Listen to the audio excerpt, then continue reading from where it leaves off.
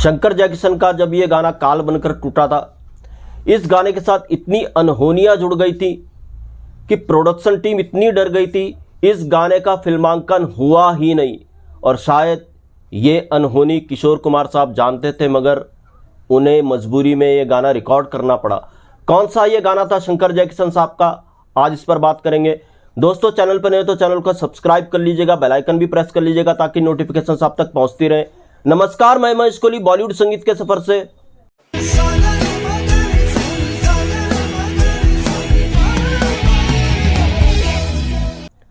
शंकर जयकिशन की डेथ के बाद का यह किस्सा है।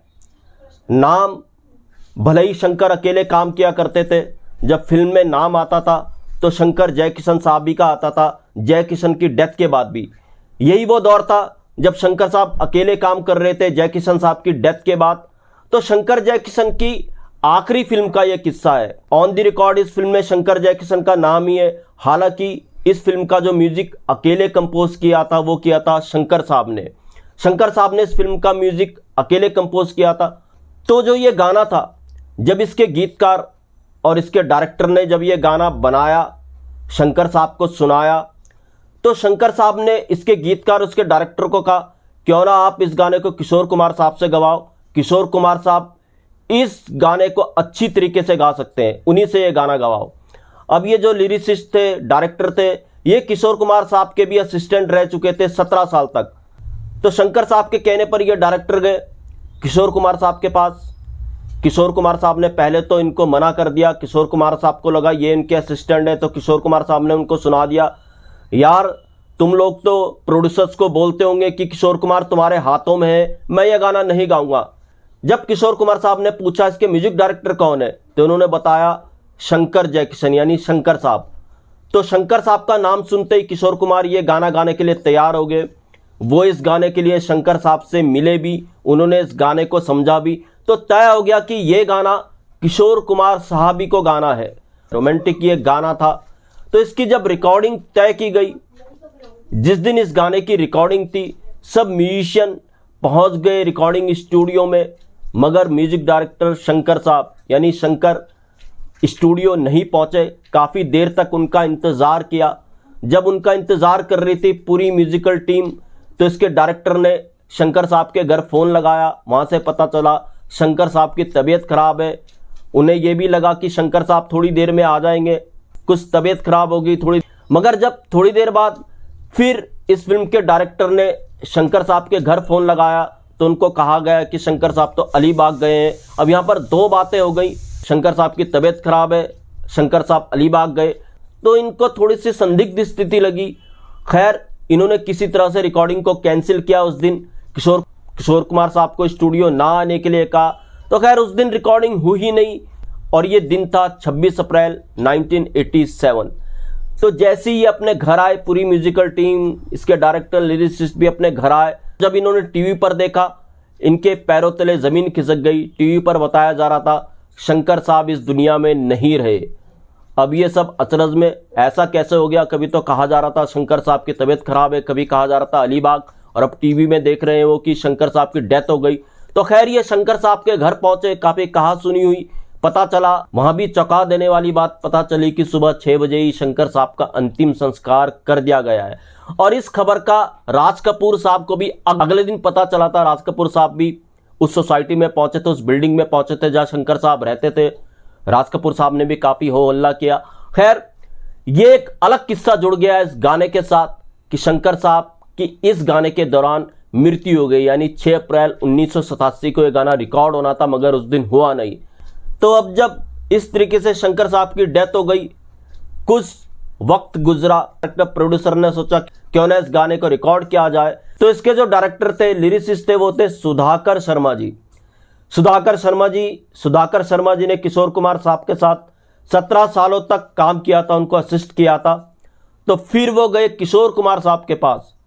तो किशोर कुमार साहब ने फिर सुधाकर शर्मा को मना कर दिया कि ना ना ना, मैं ये गाना नहीं गाऊंगा। जयकिशन का भी आखिरी गाना मैंने ही गाया था, शंकर साहब का भी आखिरी गाना है, मैं इस तरीके से नहीं गाऊंगा, मैं नहीं ये गाना गा सकता। किशोर कुमार साहब को शायद कुछ अजीब लगा, उन्होंने तुरंत इस गाने को मना कर दिया था। उनका कहना था अंदाज में जयकिशन का आखिरी गाना भी उन्होंने गाया था। और इस फिल्म में फिर शंकर का ये आखिरी गाना, तो किशोर कुमार ने साफ मना कर दिया था।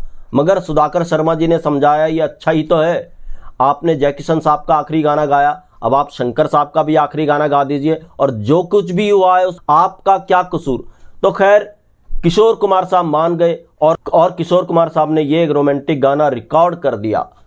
अब सुधाकर शर्मा जी का कहना है ये गाना उनके लिए अनलक्की साबित हो रहा था। कुछ समय बाद किशोर कुमार साहब की भी डेथ हो गई। हालांकि इस गाने को गाने के बाद किशोर कुमार साहब ने कई और गाने रिकॉर्ड किए, मगर इस प्रोडक्शन टीम के हिसाब से, यानी गोरी फिल्म का यह गाना था जो शंकर जयकिशन साहब की आखिरी फिल्म थी, और गोरी का ही ये जो गाना था, गोरी की प्रोडक्शन टीम के पॉइंट ऑफ व्यू से उनके लिए गाना अनलक्की साबित हो रहा था। सुधाकर शर्मा जी को पूछा भी गया एक इंटरव्यू के दौरान, किशोर कुमार साहब ने तो इस गाने के बाद कई गाने गाए, तो फिर आप इस गाने को अनलक्की क्यों मान रहे थे। उनका कहना था ये गाना स्टूडियो से निकला ही नहीं और किशोर कुमार साहब की भी डेथ हो गई, तो इसलिए उनके लिए ये गाना अनलक्की साबित हो रहा था। खैर थोड़ा वक्त और गुजरा तो सुधाकर शर्मा जी ने सोचा क्यों ना इस गाने को स्टूडियो से निकाला जाए और शूट किया जाए। तो सुधाकर शर्मा जी जब इस गाने की टेप्स लेकर के आ रहे थे, स्टूडियो से बाहर निकले, उनका एक्सीडेंट हो गया एक बस से।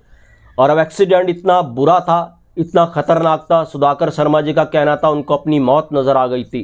खैर सुधाकर शर्मा जी एक्सीडेंट के बाद हॉस्पिटल पहुंचे, किसी तरह से ठीक हुए। तो फिर जब वक्त थोड़ा और ठीक हुआ तो सुधाकर शर्मा जी ने सोचा क्यों ना इस गाने को शूट किया जाए। तो जब इस गाने की शूटिंग हो रही थी, इस गाने को शूट किया जाना था, उस दिन इस गाने के रिकॉर्डिस्ट की मृत्यु हो गई, उनकी डेथ हो गई। अब यहां पर सारी की सारी टीम घबरा गई कि यार इस गाने के साथ इतनी अनहोनियां हो रही हैं। शंकर साहब की डेथ हो गई, उनके हिसाब से किशोर कुमार साहब की भी डेथ हो गई, स्टूडियो से बाहर ये गाना नहीं आया था, सुधाकर शर्मा जी का बड़ा तगड़ा एक्सीडेंट हुआ, और अब ये फिल्मांकन के दौरान रिकॉर्डिस्ट की डेथ होना, अब ये पूरी तरीके से घबरा गए। तो इन्होंने इस गाने का फिल्मांकन किया ही नहीं। जी हाँ, ये गाना था शंकर जयकिशन का आखिरी गाना ये माना जाता है, और ये गाना था तेरा शबाब तौबा तौबा। इसकी एक झलक मैं आपको दिखाता हूँ। अब तो इसका ऑडियो ट्रैक आपको मिल जाएगा यूट्यूब पर भी। सुधाकर शर्मा जी ने काफ़ी सालों बाद इसके ऑडियो को रिलीज़ किया। इसका ऑडियो बुरी हालत में था, किसी तरह से उन्होंने इसके ऑडियो को ठीक किया। जब वक्त काफ़ी ठीक हुआ तो उन्होंने इसका ऑडियो रिलीज़ किया जो यूट्यूब पे मिल जाएगा। मैं इसकी एक झलक दिखाता हूँ, पूरा गाना आप यूट्यूब पे सुन लीजिएगा। तेरा शबाब तौबा तौबा, तेरा हिजाब तौबा तौबा। तो इतनी अनहोनियां होने के बाद इसका ऑडियो ट्रैक बाद में जारी हुआ। बहुत खूबसूरत इसको शंकर साहब ने कंपोज किया और किशोर कुमार साहब ने बहुत अच्छी तरीके से इस गाने को रिकॉर्ड किया। गोरी फिल्म का ये गाना था। 1991 में गोरी आई थी। सुधाकर शर्मा जी ने ये गाना लिखा था। सुधाकर शर्मा जी इसके डायरेक्टर थे फिल्म के। तो दोस्तों ऐसे किस्से में आपके लिए लेकर के आता रहूँगा। महेश कोहली को दीजिएगा इजाज़त। Goodbye, good luck and take care.